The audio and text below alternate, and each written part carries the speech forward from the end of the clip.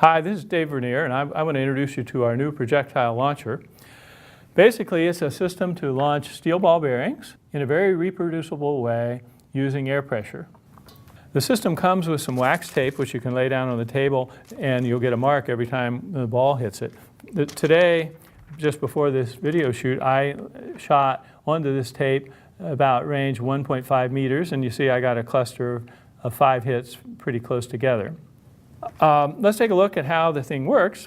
Basically, you've got a control here, which is a limit valve on the pressure.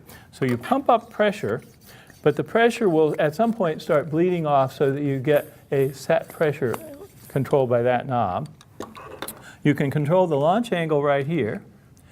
And the neat thing about this design is that no matter how you change the angle, the launch point is always right there. 14.6 centimeters above the table. It doesn't move horizontally or vertically as I rotate this, which makes some experiments easier.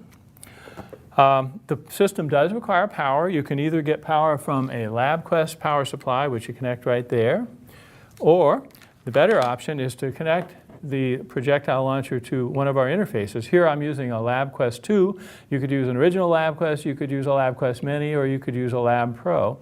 That both supplies the power needed, but more importantly, it connects you to the 2 built-in photo gates, which are right here and here. They're 5 centimeters apart, and they're right at the point where the ball comes out. So with these photo gates, you can measure the speed of the ball very accurately right at launch time. And that opens the door to all kinds of interesting experiments. For example, you can have the students launch the ball into their hand, measure the speed, and then they have to calculate where the ball will hit and put the target at the spot. Here we have a little cup that we're going to try to hit later.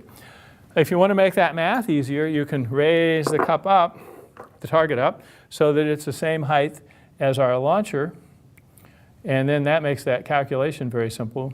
If you want to make it tougher, you don't do that, and then the students have to allow for the height change. That's a better calculation for advanced students. So let's try a launch. First, I'm going to put on my safety glasses, 2 pair included. Now I'm going to pump up pressure. And as I pump until I hear the chirping sound, which means pressure is bleeding off. We're at the limit. Now I want to start data collection on my interface because I do want to get the speed. And one more safety feature is to launch the ball, I have to both hold the arm button and the fire button at the same time. And let's give it a shot. We hit the target, and you might have seen some lintel beams fly out of it. We put those in to absorb the impact so it doesn't bounce out. We should look here. We did measure the time. We got 4.047 meters per second for the launch speed. We think your students will have a lot of fun with this system. Please refer to our website if you have questions.